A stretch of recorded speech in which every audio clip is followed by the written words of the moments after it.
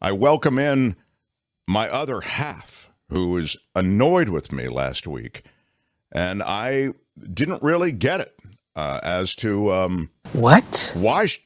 She was really annoyed, like really angry. She sent me a text during the show, which I shared. If you want to really relive how angry she was, you can go back to last Monday, and you yourself can see. I brought it up with Spencer Christian. Like, I don't know what you do in a situation like that. I was trying to do something good, and it turned out to be something bad. It was like a sitcom episode, when somebody is actually trying to do something. My bad. And it turns into a big misunderstanding. So we'll get to it now. This was wrong. It was stupid, and I'm trying to be a better person.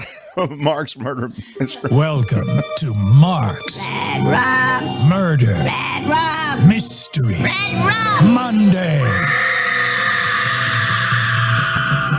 And the star of Mark's Murder Mystery Monday is Courtney, everybody. Yep. Hi. Now, what was the problem? Here's what I thought.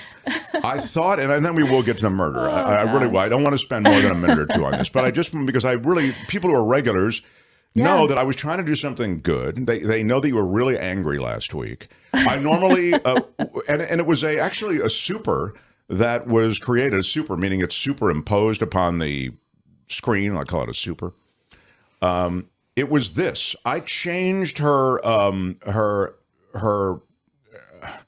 title super to identification with the show. Yeah, Courtney, true crime analyst. It used to say Courtney, Mark's better half, and true crime analyst. And I felt, God, it's cheesy. I mean, you're more than just like my better half. You're not on the show for that reason. You have this abiding interest. You read incessantly, and you have about murder, and you have a voracious appetite for these different podcasts about murder. You cite these things like it's a PhD thesis. I wanted you to have just the title, Courtney, True Crime Analyst, and you sent me a text saying, how could you take it off the better half? What's wrong with you? What are you trying to tell me? I don't know if I said that. Yeah, you did. Well, I was surprised. I mean, I am here, I think in most part because I am your better half. And I know that your fans are really generous to me. And I think in large part that is because I am your better half. And so to have that suddenly gone without my prior knowledge of it being taken away was surprising. Well, first of all, Albert's my better half. I don't know what the hell they do it for. Clearly. No, Albert is. Albert, thank you. He is my better half. But so would you don't like Courtney, True Crime Analyst? Do you want me to change it? We can change it. Would you like us to? We can. Don't be embarrassed. It was just surprising. So would you like it changed though? Yes or no? I don't know. Well, why don't you think about it? I need to think about it. Right, I'm on the spot now. I need to think about it. But yes, at last week I was surprised. So I wrote you a text message that maybe suggested and hinted at my surprise. About the situation. Give Courtney her own separate show. Someone says. Yeah. Thank you. Courtney, you're a queen, says Neiman. Thank you. And even today, it just says True Crime Analyst. Joe Box is pointing that out. Yeah, yes. But I mean, thank you for fixing that, Mark. Well, I didn't fix it because I didn't want to do anything without Joe Box and little Anthony. Anyway, all right. You are great, though, Courtney, says Julie, and you are great. We all know you're great. Thank you. I've been demoted. Albert's taken my spot. Albert is my better half. I'm sorry. It goes Albert, Calvin Wong, and then Kim, I suppose. Exactly. All right, go ahead. Wow. Yeah. I'm rounding out the top 5, which is nice. What do you have for us today? Well, I was going to troll this a little bit with my story today. Okay. So I'm covering Clark Rockefeller, a man who went by 6 different names and 6 different titles. Wow. And so I thought that this would be fun, maybe, to cover in relation to what happened last week. So Clark Rockefeller, my sources. Yeah, Courtney likes to always source. For me to source my everything, material. and so she cites it. The New York Times, Daily Mail, and 48 Hours, but also the Cult Leader podcast. did a great job. And I listened to it several times. I thought he did a great job. No. So on February 21st, 1961, Christian Karl Gerhartsreiter, he's a con man who eventually went by the alias Clark Rockefeller, was born in Bergen, Germany.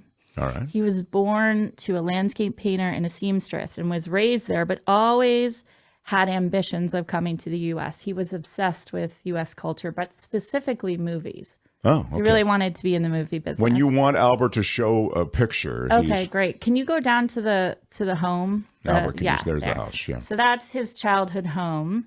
So he grows up there with a painter and a seamstress, but he was always known as sort of the black sheep of the family. And so in that, again, he had these ambitions of leaving and going to the U.S. So if you just go up a little bit, Albert, I want to just one more.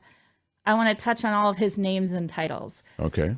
So he had 6 different names that I know of that he went by. What? I tried to list them in order, but it gets very confusing. Of course, also because he chose all names to begin with C for some reason. But this guy really, if you're just listening on the podcast, would you've got them all listed here, 6 different names. Yeah. This guy with different titles. With different titles. Nuclear physicist, ship captain, TV producer, aristocrat, art collector, securities trader. He's like the George Santos of his time. Yeah, he sounds like a Halloween party or something. Yeah. It's just absolutely crazy. So all the so he started with Gerhartsreiter. Yeah, so he's born Christian Karl Gerhartsreiter in 1961. And then he has the ambitions of moving to the U.S. He was this precocious teenager in Germany, and he meets this U.S. couple. Precocious is a dang word. Oh, thank you. Go ahead. And they're from California, which is like all of his ambitions is to move there and become part of the movie industry. So eventually he goes to the U.S. He actually goes there as a teenager on a tourist visa in 1978. And by 1980s, he's living in San Marino. I'll just touch on this timeline really quickly. For those that can't see it, this story can get maybe a little bit confusing because you're talking about one person that has 6 different names. But effectively, he's known for really 2 big criminal activities, which is the kidnapping of his daughter.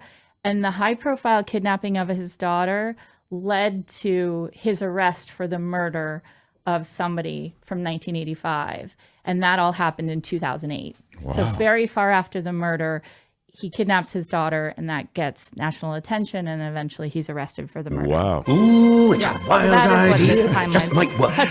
Yeah. So if you go down just a little bit, Albert.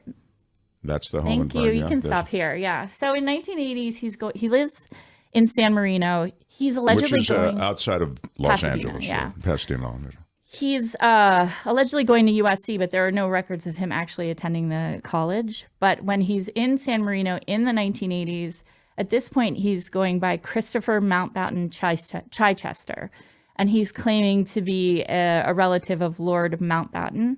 And he's also, again, claiming to be a movie producer who's at USC. Wow. Maybe the most egregious of his offenses is that he illegally votes in the 1980 U.S. presidential elections for Reagan. He has a license he's procured illegally, and he uses that, and he eventually votes in the elections. Wow. That's not fake. Yeah. That's real. Well, it actually is fake, though, is the thing. But it's real that he voted. Yeah, okay. He moves into the guest house of Didi Sohus. And this is for those That's watching Linda it, Sohus. This is she was her called children. Didi? Oh, yeah. okay. So her 2 children are John and Linda. So Didi owns this home, and her 2 children eventually move there and are kind of creeped out by Christopher Mountbatten Chichester, aka Clark Rockefeller. And so he's like, I gotta get rid of these guys. Like this, they're gonna cramp my style because I'm here with Didi. She's she's the older yeah, lady. she's the woman who owns the house. And she's the money.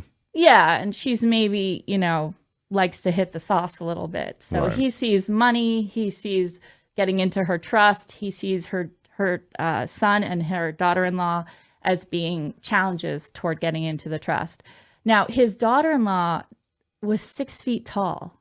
and the son was 5'4". So the John and Linda Yes. Sohos, Dee Dee's kids, one was 6 feet tall. The daughter. So if you're daughter. looking at the photos, you can see the difference. Yeah. But I bring it up actually because part of his defense in the end was that he couldn't have done it because she's such a larger person. that maybe she kills John because she's such a much larger person. So than John him. is going to die in this story. Yeah. The son. Yep. So in 1985, Linda and John go missing. And so nobody knows where they are. And he starts to tell, you can stop here.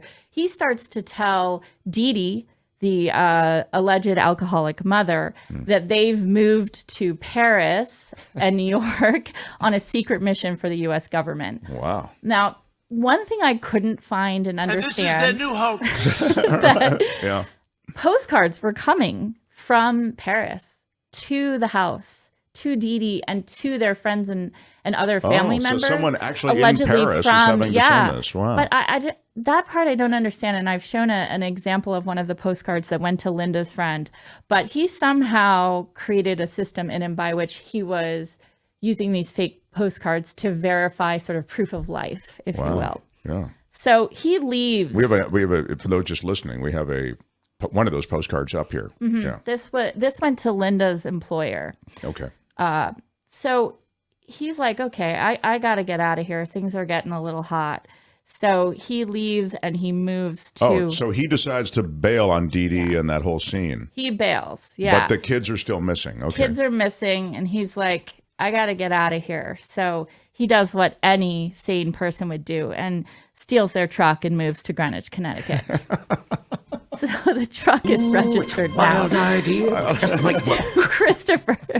The truck is now registered to Christopher Crowe in Greenwich, Connecticut.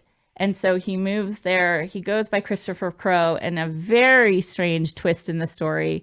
He gets work on Wall Street using a fake Social Security number. And that Social Security number is of son of Sam, David Berkowitz. He somehow got David Berkowitz's Social Security number and was using it, and then found out and fired from his jobs on Wall Street. At this point, again, he's living in Greenwich, Connecticut, going by the name of Christopher Crowe. Wow. I know. So he moves to New York after Greenwich. He's still somewhat in finance and banking. And in the early 1990s. Any of these other pictures, do you want us to go up or still on the postcard? Do you want us to? You can go. Yeah, you can go down. You can stop here on the remains. Yeah. Okay. So he moves to New York and he decides that he needs a better name. That, Christopher Crowe's not working. He can't go back to Chichester. So he goes by now Clark Rockefeller. No. And he Clark alleges Rockefeller himself, sounds like a name from The Simpsons, doesn't it? It does. And I thought Clark is Hello, such Clark a weird Rockefeller. What can I do for you? name. But it's actually the surname of Mary Todd Hunter Clark, who married Nelson Rockefeller, who was the governor of New York. So he lives in New York, and he's claiming to have this really, really impressive art collection, that he's a billionaire. But of course, all the art is fake. He's also claiming to help third world countries manage their debt, which is very strange and bizarre. That's a good bluff, because not many people are, that you won't run into that much. Yeah. Exactly. And so, again, this is all happening in the early 1990s. And in 1994, a family moves into Dee Dee's home because she's passed, and they decide to renovate the home. And that's where, if you're watching, you can see the two images of they're digging the backyard to put in a pool. And in that, they find a box, and in the box, they find John Sohas's body. Wow! But not the daughter. Linda's never found. The daughter-in-law's never found. Yeah, so you can see an image of the house. I see. Yeah, okay, go ahead. Which is a large house for San Marino. Actually, I think she had a couple of dollars, and then they found this box, and in the box, and again, he wrapped John's body in these plastic bags. From the University of Southern California and the University of Wisconsin, two of his alma maters. Oh, I mean, my God. I know. He can't help himself. That was, So in 1995, this happened in 1994. In 1995, you can go down. Next one, Albert. He marries Sandra Boss. So he meets Sandra at a party for Clue. the board game. Well, that's kind of eerie too, right? It's Here's weird. a murderer. It's very strange. How about me in the backyard with a knife? It's very strange, and also, yeah, it's all very weird. But she was actually a very well compensated partner, I think, in a management firm. And so he marries her. She takes care of the family. They have this child named Ray, aka Sooks, and eventually Sandra wants to divorce him because she's starting to see that he's a little bit of a psychopath. And Clark, who's now going by Clark Rockefeller, right, at this point, he kidnaps his daughter. So on one of these exchanges where he's visiting his daughter, Sandra's already asked for the divorce. He kidnaps the daughter, and then that goes as an Amber Alert throughout the United States. Okay, I want you to hold that thought.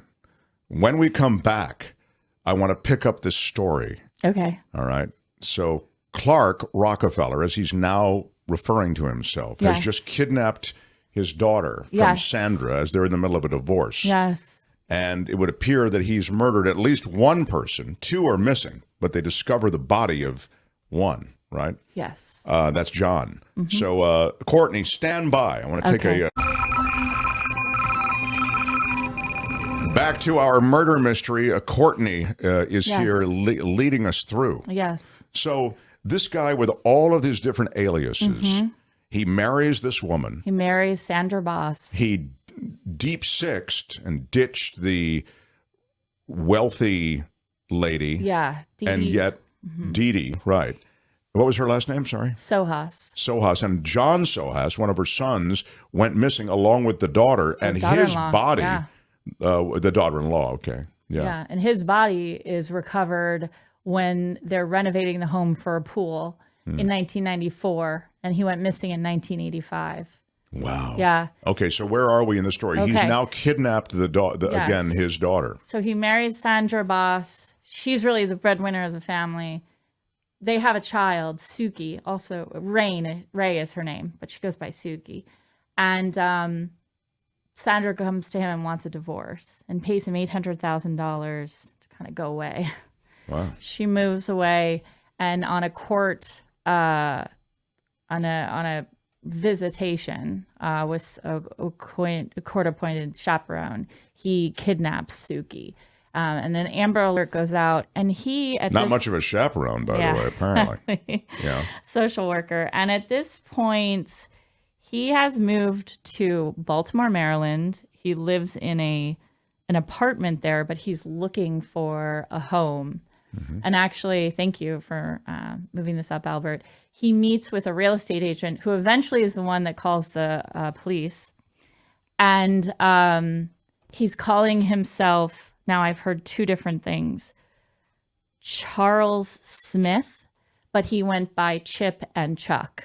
Oh, that's good. And so he's looking for homes, and he decides on a home based on a street name called Ploy. Yeah. Ploy Street is where he moves? Wants to move to this home because it's on Ploy Street. Now, if you go down one, it'll be I'll show you the carriage house. So this is the home that he wants to buy. It's on Ploy Street. This is because You'll Never Catch Me Street was not available?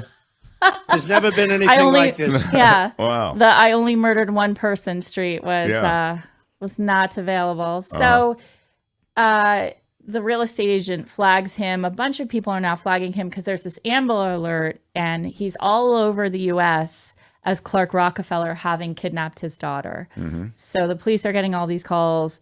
They figure out that now Chuck Smith has a catamaran. If you go down, he has a boat. Albert, the next slide. He has a boat. Okay. And so they devise a plan with the people who operate the pier to get him down to the pier, saying that the boat is taking on water so that they can arrest him at this point for the kidnapping of his daughter.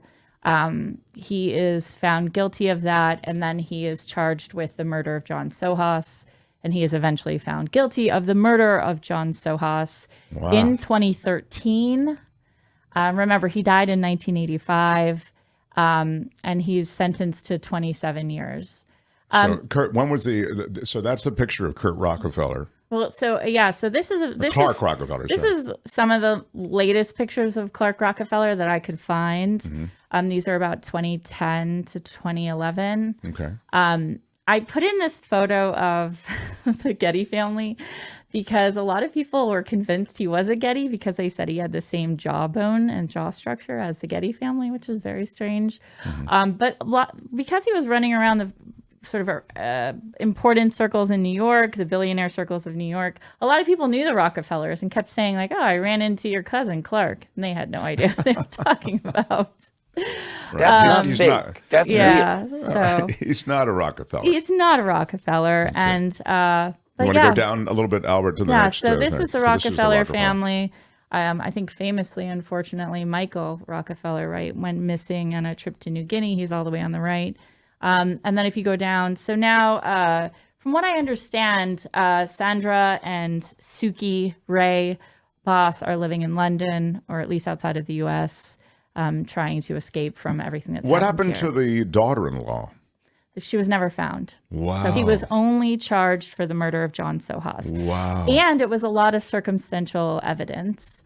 So they never found like a murder weapon or anything like that. Wow. Yeah. But he was killed by blunt force trauma to the head, stabbing, and there was blood found on some of the carpet inside of the guest house, which is where, at the time, Christopher Chichester lived. Wow. So that connected him back to the murder, as well as those plastic bags from the two universities Yeah, he that went was to. not well thought out. Yeah.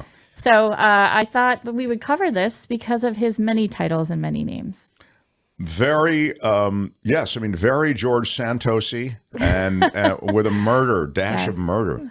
Yes. Oh, Courtney, see, thank you. See, Albert Albert has changed my title, and I really appreciate that. Thank you, Albert. Yeah. Well, okay. Again, I thought I had changed your title for the better, but clearly I was wrong, and I got yelled at for it. Courtney, thank you. Thank you for Smash having the me. like button like a boss for Courtney. Courtney, thank you. Oh, thank you. With your iron Mystery rod. Monday on the Mark Thompson Show. Yes, I love it. Courtney, bravo. Thank you, Albert. Thank you. Yeah, bravo. Yes, Courtney, thank you, and thanks to Albert. Very, very cool. Hi, it's Mark, and I thought that was great. Hit the notification bell, you'll know whenever there's a new video being dropped, and please subscribe to our channel to help us save the universe.